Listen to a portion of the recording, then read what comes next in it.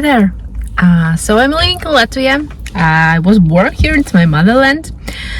And I'm so freaking stressed living here. Because 4 years ago, as you probably know, Russia invaded Ukraine. And we don't have common border with Ukraine, but we have common border with Russia. Russia is really big, as you also might know. And I would say that in the beginning, when the war just started, like I was so freaked out. I was like paralyzed for probably like 2 months or 3 months. Then I realized that, like, okay, I can't do anything about this thing, but I'm just losing my life. My life is falling out of my hands because I'm not living it. I'm constantly waiting for bad things to happen, and I somehow managed to fix this thing. And then, during these 4 years, from time to time, there are situations when some friend of friends who definitely always have connections in government, in NATO, in army. I was buying strawberries and one strawberry collapsed on me. And they are saying that, like, for example, like today's information, that in August something will start, and people start to freak out, and it's scary, it's scary because, families, kids, cats, everything, it's scary. It's really scary to be living and waiting for the war to enter your country. And I'm trying to be logical, to analyze information and so on, and I don't want to be to go into politics and details. I'm not strong in it, but I understand that probably it doesn't seem to me that Russia can afford start another fight here soon. Let's call it like that. But it's really scary. It's really scary. It freaks me out. And today I was talking with my colleague, and she said that yesterday she had a conversation with her husband about it, and she started crying, and she's like really she's planning what to do. She's planning what to do. Like 2 years ago, no, 1 year ago, in 2025, we got an apartment in another country because of this, because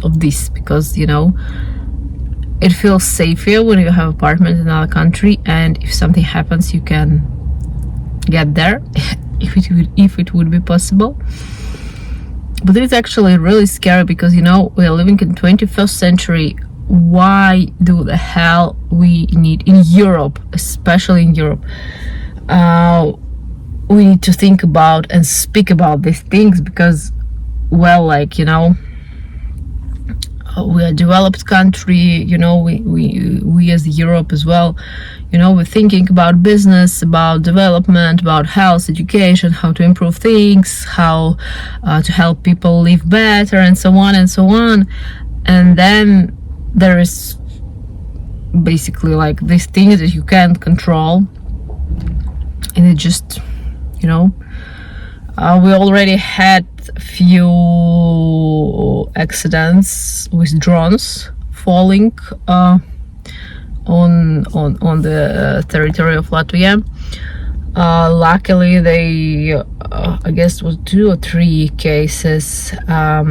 They fall in forests where there is no people, there is no infrastructure, nobody's hurt. So luckily, at least this thing is good. Not good that they are falling, but no one get hurt. But it's really scary, and I don't know what to do with it. I don't have an answer. I try, to be logical, to be analytical, But at the end of the day, I'm just a girl, and I don't want to think about these things. I want to plan next trip. I want to buy nice clothes, and actually, it affects my everyday life, like in a direct way. For example, I was thinking, well, I just on a one online store, like online thrift store for luxury items.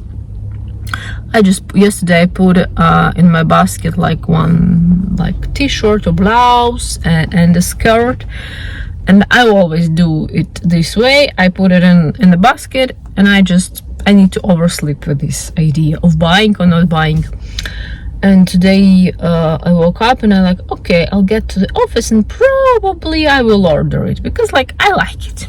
It feels like I need these things. Maybe not need, but I like it, okay? And then my colleague and this conversation, I'm like, wow, probably it's not a good idea to spend 200 euros for 2 pieces of clothing that actually, I don't need them, I have what to put on me. I have clothes. And in many things, it is like that, when I'm postponing my life because there might be something. And it's scary. Actually, it's so fucking scary. And I'll try to live my life as I can. Because what else do I have? Nothing, I have nothing left except my small life, and I want it to be beautiful. I have only one life. And from the perspective of a hospice worker, life is really short. Besides the wars and everything, geopolitical, life is really short. So how to live without anxiety in a situation where world is falling apart? I don't know.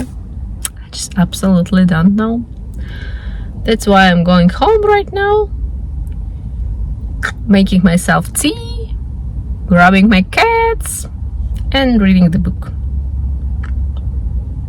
Thank you for watching and listening. This is stupid thoughts of mine, but I needed to share it to just open up. Thank you. Bye.